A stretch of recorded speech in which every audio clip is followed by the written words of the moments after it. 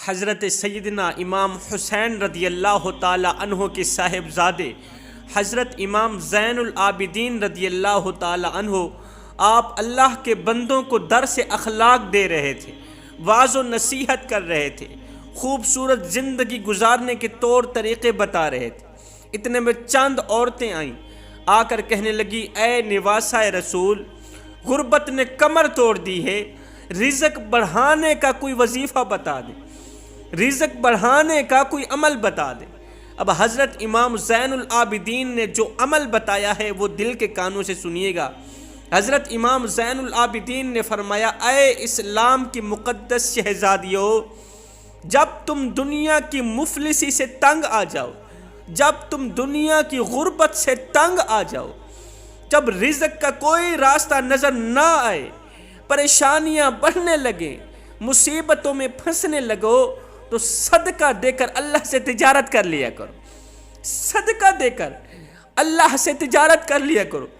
اس لیے کہ میں نے اپنے بابا حضرت امام حسین رضی اللہ تعالی عنہ سے سنا، انہوں نے اپنے بابا حضرت سیدنا علی المرتضیٰ شیر خدا کرم اللہ وجہ الکریم سے سنا، انہوں نے رسول اللہ صلی اللہ علیہ وسلم سے سنا۔ رسول اللہ صلی اللہ علیہ وسلم نے فرمایا تھا، فرمایا جو انسان صدقہ کرتا ہے اللہ تعالیٰ اس کی زندگی کی تمام پریشانیوں کو مٹا دیتا ہے۔ جو انسان اللہ رسول کی رضا کے لیے اللہ کے نام پر صدقے کے طور پر کچھ نہ کچھ کسی کو دیتا ہے، اللہ تعالیٰ اس کی زندگی کی تمام مصیبتوں کو، پریشانیوں کو، آفات و بلیات کو مٹا دیتا ہے۔ ایک بادشاہ تھا، بخیل بادشاہ تھا، اس نے اعلان کر رکھا تھا کہ کسی نے بھی کسی کو صدقہ دیا، کسی نے بھی صدقہ کیا تو اس کے دونوں ہاتھ کاٹ دوں گا۔ یہ سبق آموز واقعہ ہے، دل کے کانوں سے سنیے گا۔ ایک بخیل بادشاہ تھا، اس نے اپنی مملکت میں اعلان کیا کہ کسی نے بھی صدقہ کیا تو اس کے دونوں ہاتھ کاٹ دوں گا۔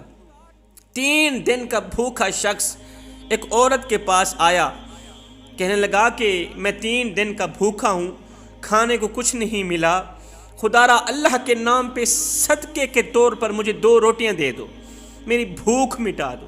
اس عورت نے کہا، میں تو ہرگز نہیں دینے والی۔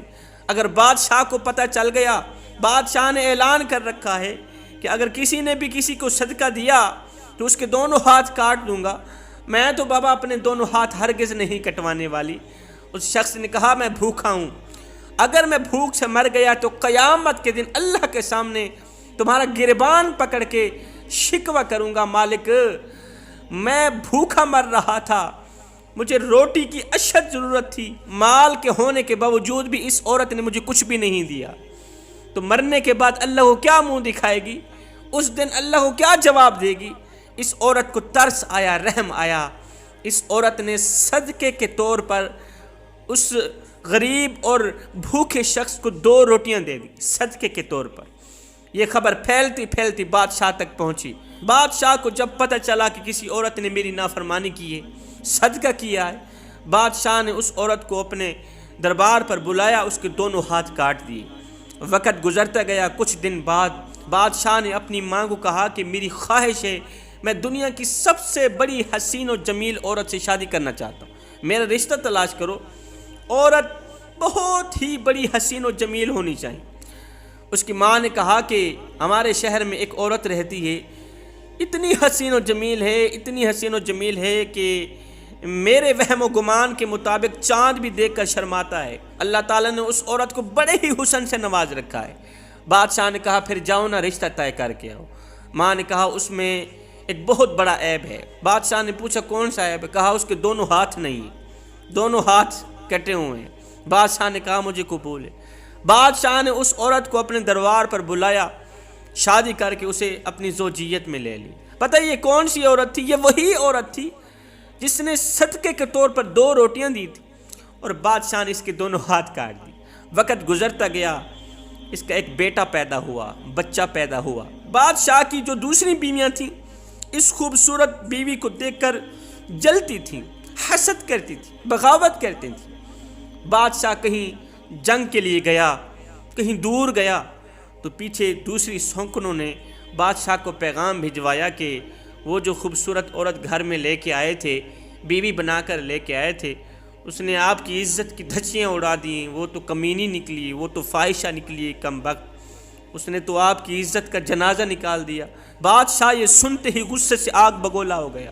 بادشاہ نے ماں کو خط لکھا کہ میرے آنے سے پہلے پہلے وہ بچہ اس کم بخت عورت کے کندھے میں بٹھا کے اسے گھر سے باہر نکال۔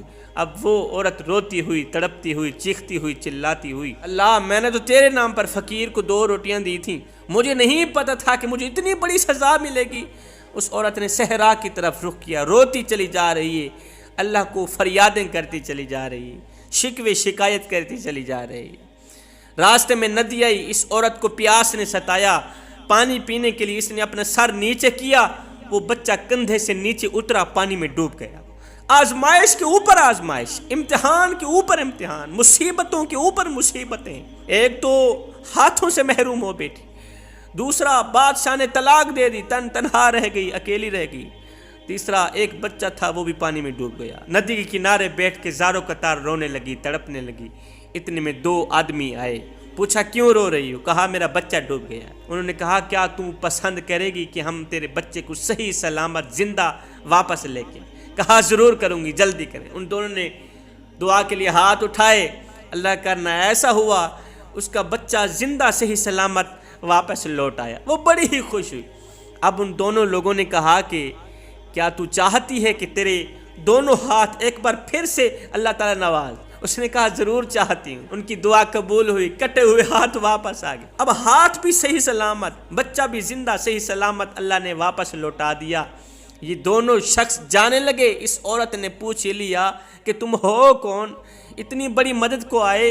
ان دونوں نے کہا کہ ہم وہ 2 روٹیاں ہیں جو تو نے صدقے کے طور پر اللہ کے نام پر اللہ کے غریب بندے کو کھلائی تھی، فقیر کو، بھوکے کو، اللہ کی مخلوق سمجھ کر جو تو نے 2 روٹیاں کھلائی تھی نا، ہم وہ 2 روٹیاں ہیں۔ حضرت سیدنا امام زین العابدین نے فرمایا اے اسلام کی مقدس شہزادیوں، صدقے کے 5 بہت بڑے فائدے، 5 بہت بڑے فائدے جنہیں سن کر تم حیران رہ جاؤ گے۔ پہلا فائدہ، صدقہ آفات و بلیات کے لیے ایک ڈھال ہے، مصیبتوں کے لیے ایک ڈھال ہے۔ جس طرح انسان جنگ کے دوران ڈھال کے ذریعے اپنی جان کی حفاظت کرتا ہے، ایسے ہی صدقہ انسان کی حفاظت کرتا ہے۔ صدقہ بیماریوں سے محفوظ رکھتا ہے۔ فرمایا صدقہ اللہ تعالیٰ کے غصے کو ٹھنڈا کرتا ہے۔ اللہ نے فرمایا فرشتے جبریل کیا کر رہا ہے؟ مولا جبریل تو تیری تسبیح بیان کر رہا ہے۔ فرمایا جلدی جا فلاں شہر کو تباہ و برباد کر دے، اس شہر کے سارے لوگ میرے غضب کا شکار بنے ہیں، ان تمام لوگوں کو تباہ و برباد کر دو، ختم کر دو۔ تھوڑی دیر کے لیے رک جاؤ، شہر میں رہنے والے 3 آدمی دور سے چلے آ رہے ہیں، وہ 10 میل دور ہیں، جیسے ہی وہ شہر میں پہنچیں گے شہر کو تباہ و برباد کر دیں۔ قبل اس کے کہ فرشتے شہر کو تباہ و برباد کرتے، اللہ نے فرمایا فرشتوں رک جاؤ، اس شہر کو تباہ نہیں کرنا، ختم نہیں کرنا۔ اللہ یہ ماجرا کیا ہے؟ ابھی تو بڑی ہی جاہ و جلال میں تھا۔ اللہ نے فرمایا کہ میرے 3 بندوں نے صدقہ دے کر میرے غصے کو ٹھنڈا کر دیا ہے، صدقہ دے کر تجارت کر لی۔ ان تینوں لوگوں نے میرے کسی بھوکے بندے کو کھانا کھلایا ہے، میرے کسی بھوکے بندے کو 3 روٹیاں دی ہیں، ان تینوں روٹیوں نے میرے غصے کو ٹھنڈا کر دیا ہے۔ فرماتے ہیں دوسری چیز اللہ پر توکل۔ فرمایا اے اسلام کی مقدس شہزادیوں، اللہ پر توکل، اللہ پر بھروسہ رزق بڑھانے اور مصیبتوں سے نجات دلانے کا ایک بہت بڑا ذریعہ ہے، ایک اہم ذریعہ ہے۔ اللہ اس کے لیے کافی ہو جاتا ہے جو اللہ کو کافی سمجھتا ہے۔ رسول اللہ صلی اللہ علیہ وسلم نے فرمایا اللہ پر بھروسہ اس طرح کرو جس طرح کرنے کا حق ہے، پھر دیکھنا اللہ تعالیٰ تمہیں رزق اس طرح دے گا جس طرح پرندوں کو دیتا ہے۔ پرندے صبح کو جب گھونسلے سے نکلتے ہیں خالی پیٹ نکلتے ہیں، جب شام کو واپس لوٹتے ہیں نا تو وہ پیٹ بھر کر لوٹتے ہیں۔ اے بندے، جو خدا رات کو درختوں کی ٹہنیوں پر بیٹھے پرندوں کو نیند میں گرنے نہیں دیتا، وہ تجھے اور مجھے کیسے بے یار و مددگار چھوڑ سکتا ہے؟ مالک ہمیں اچھی نصیحتوں پر عمل کرنے کی توفیق عطا فرما۔ آمین ثم آمین۔ وما علینا الا البلاغ المبین۔